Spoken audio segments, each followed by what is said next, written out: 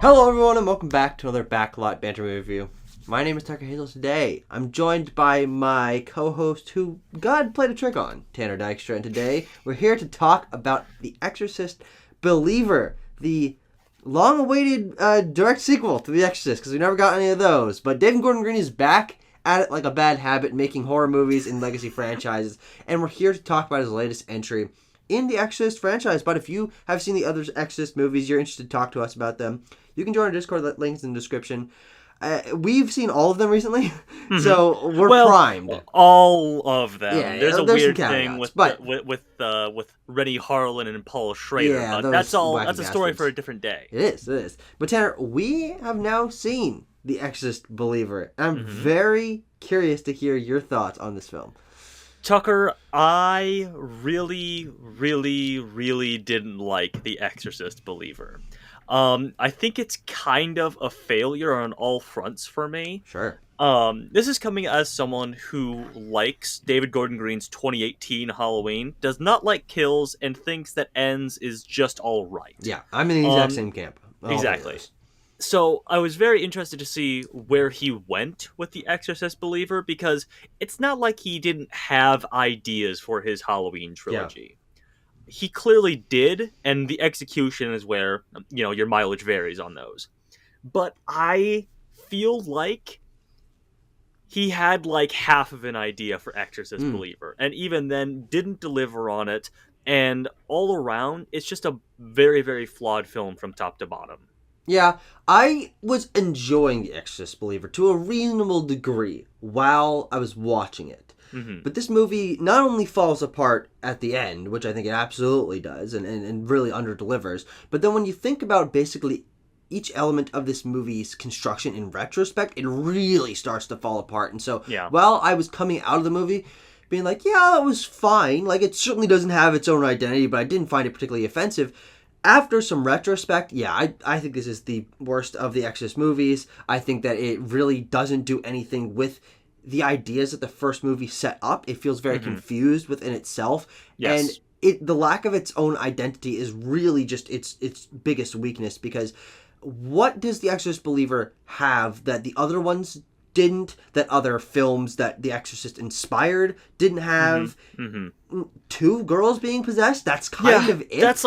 That's kind of like the one passable idea I Yeah. think this film has, and as we'll talk about, I don't want to do spoilers right off the bat, but as we'll talk about, I think it even fumbles that pretty heartily. Sure.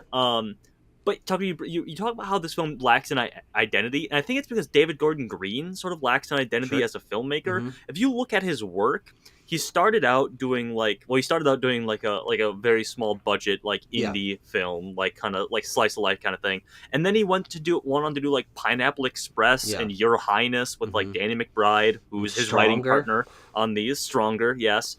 And then dove headfirst into horror. How'd that happen? Unclear. I think it's just like he and Danny McBride had a good idea for a Halloween reboot, and we stand by that. We like that first one. Yeah. And this is like the lane that they've carved out for themselves now. And I think when comparing this one and borrowing the name of The Exorcist, probably the most well-regarded horror movie of all time. Yeah, probably. Yeah. One of the adjusted for inflation, the highest grossing horror films of all time. You gotta bring something to the table. Yeah, and absolutely. He really doesn't, because this movie, for what it's trying to say, let's start there, because we don't start there a lot in these like shorter reviews. It has this idea about like religion and how it's just about community, really, and we're bringing, we're not drawing the lines between religions. We're breaking those down. Exorcism isn't a idea that's unique to Christianity. Of all sorts of faiths, surround exorcism, and we've tried to fold them into this. But as you pointed out, they're all essentially Christian faiths, just different variations on it, like ones that have been sort of colored by like Haitian belief or African American traditional belief, herbal medicine, stuff like that. And then there's also just like Catholic priest and like evangelist Yeah. priest. And then, like, estranged Christians, and Yeah. like it really is a strange mishmash of this theme that I think is somewhat interesting. The idea that while we associate exorcism with Christianity, and all the other exorcist movies and exorcism movies focus on the relationship between crosses and the devil and holy water, those are the tropes. There is some room in there to expand the concept of possession and exorcism out to other beliefs and faiths. And this movie says that, but it does not follow through on that, as you're saying. And the thing that I think waters down this movie the most, because while I think that is an interesting idea, is that I think we're presented with a reasonably engaging main character. I think Leslie Odom Jr. is doing the best with what he's given. His relationship with his daughter is believable. I think they have very good chemistry together. Him as a really caring father trying to care for his daughter in this crazy time of uncertainty is fine. But the fact is, this movie is really obsessed with the fact that it's got a supporting cast. And exactly zero of these supporting characters are anything interesting whatsoever.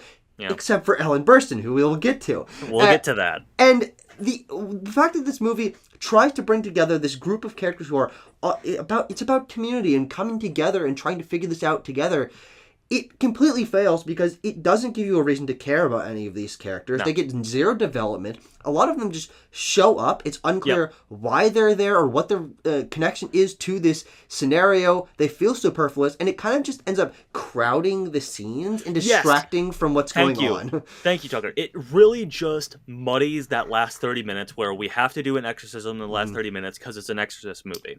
So it really just like brings it down, because when you I don't know how fair it is to compare this to 1973's The Exorcist, but I'm going to, because you're doing a legacy sequel, you're borrowing the name, you're borrowing the lead cast member.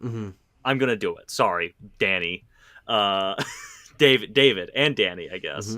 But that succeeds because it's two guys in a room at the end. Two guys and the possessed girl in the room.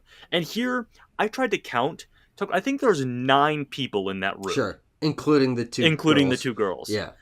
And we have to fit them all in a frame. We have to get reaction shots from them. We feel the need to, I should say. Yeah. We don't need to, because I don't give a fuck about any of them, because you didn't develop any of them. No. And I think the biggest sin with having a incredibly superfluous supporting cast is that if the movie had stripped back so many of those cast members, I think the dynamic between having two girls that are possessed and the two families needing to figure it out together could be very interesting. But as it stands, the parents of the other girl and the other little girl that are not Leslie Odom Jr. and his daughter are given no development. They feel, frankly, they're pretty annoying. They're like Leslie Odom Jr. doesn't like Christian. Them. That's just kind of they're very thing. Christian. They're very Christian. Is that they go to church. Yeah, that's that's their thing. And they argue, but we never get a chance to connect to them, other than the fact that their daughter is also in this predicament.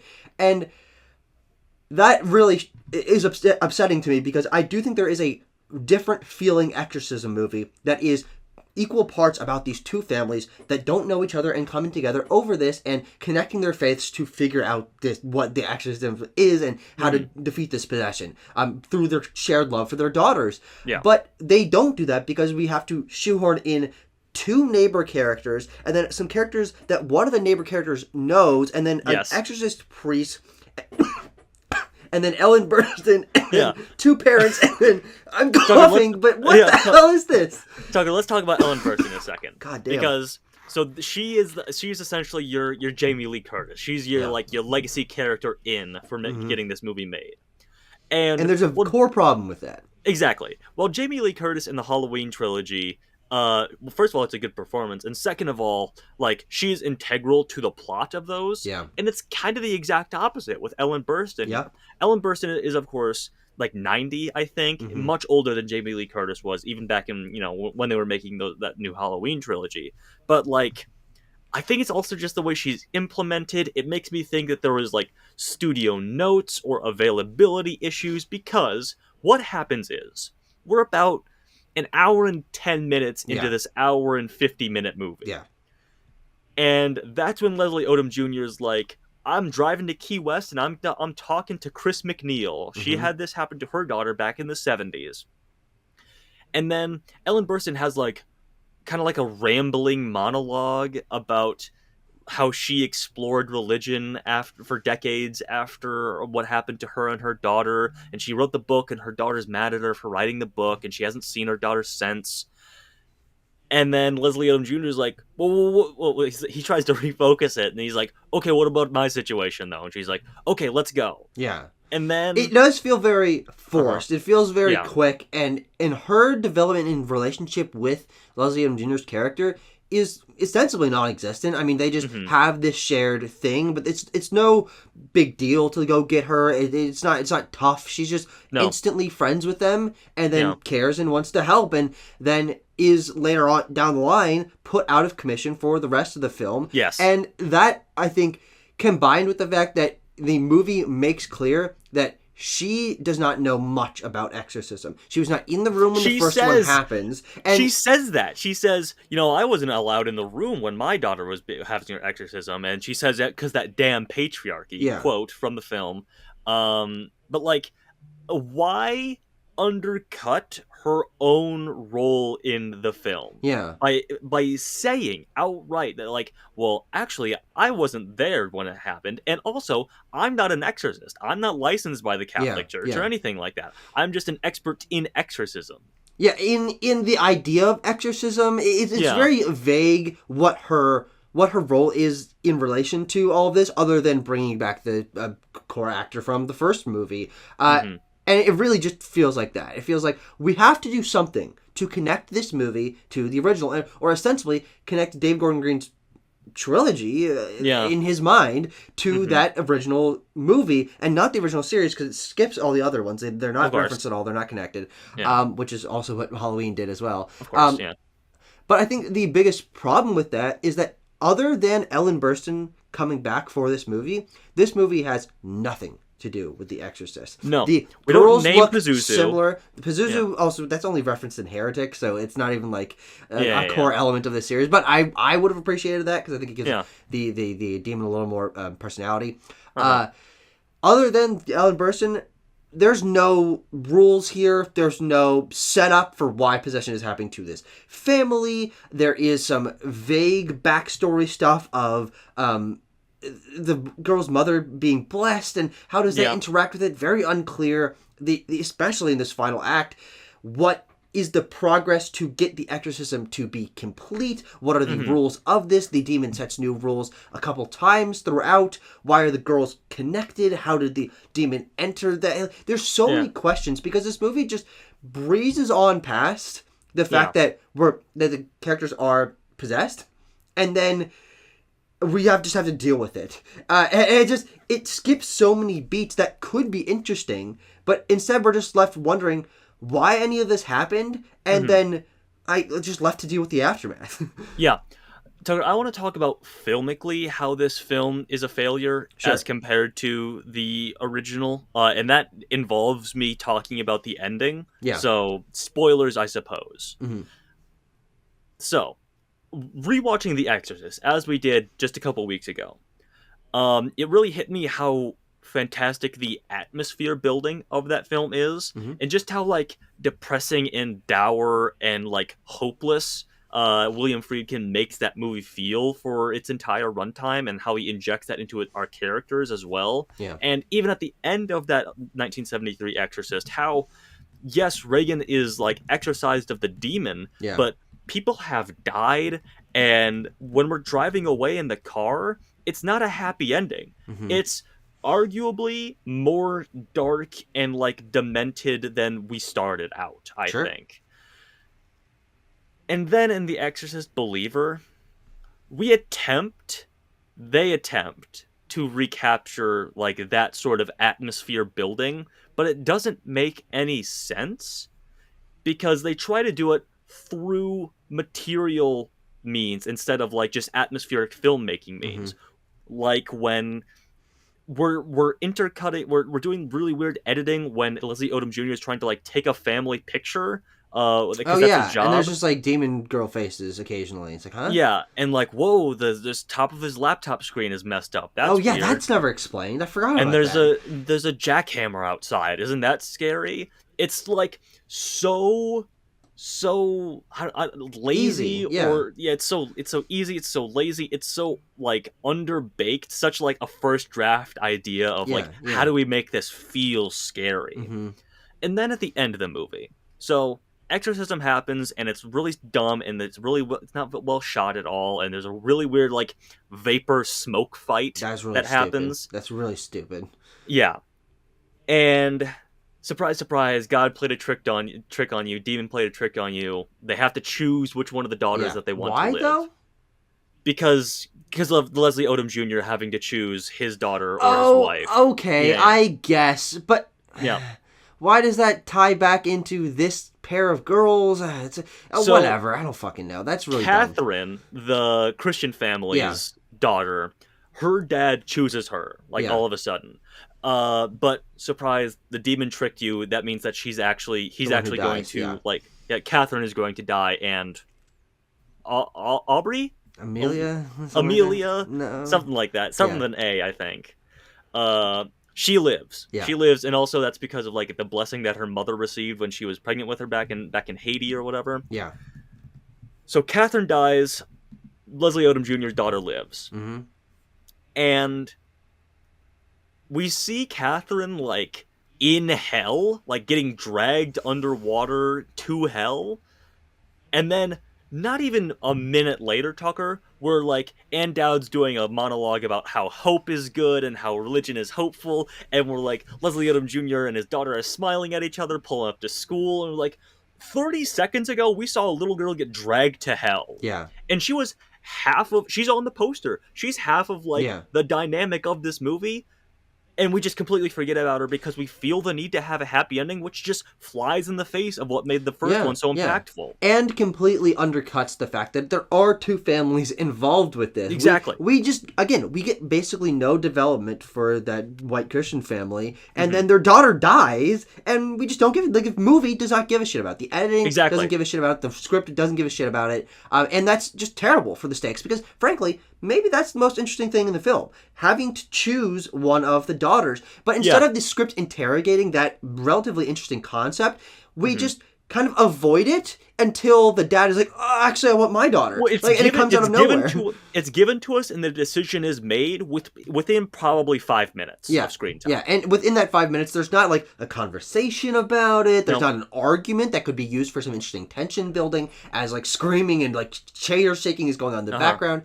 And the biggest problem with this movie, identity-wise, comes to me when there are these interesting concepts. They're not followed through on, but they're also not delivered in visually interesting ways because there's no unique imagery for this movie. There are some ideas that could be there. Having two girls, having their hearts beaten, saying all of these are interesting ideas that if played up and shot well, I think it'd probably stick with me. But as it stands, this movie decides to have almost all of its horror sequences just absolutely cut to shit. I mean, the amount of quick editing and flashing lights and things going around and it makes it totally incomprehensible. And so there's no one single cool effect that is done that we linger on. Like, oh my god, that's really interesting. I also think correct me if I'm wrong, but I think they removed a piece of interesting imagery from the trailer to the movie because doesn't Catherine like float up in the middle of the church in the trailer? That doesn't happen in the movie. Oh yeah, I think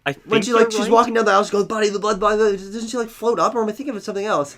I think it could be something else, or it could be the trailer. I don't know. I'd have to rewatch the trailer. That certainly doesn't happen in the movie, and that would have been an interesting moment in the movie, but it doesn't happen. Especially when we talk about like the first Exorcist movie again, and how like good the special effects are there, and how like unnerving it all feels. And like even how like transgressive that movie was for the time, that's why it was so impactful and so popular. And far be it from me to say like, why didn't you make something as transgressive as the original Exorcist, David Gordon Green? Yeah. But like, at least try, at least give us something, at least make an attempt somewhere, somehow, some way, or don't, I guess, and just make this. Yep. And that's what they did, and it was bad. I mean, the character arcs don't make sense. The editing is bad. The identity is non-existent. I think there's you were not right even at the beginning. There's not even any good jump scares. Like There's a snake that one time. Yeah, that's true. There was a snake that one time. Like, Tucker, remember when they tried to get you with, like, the demon girl face at some point? They just cut that in for a frame. Yeah.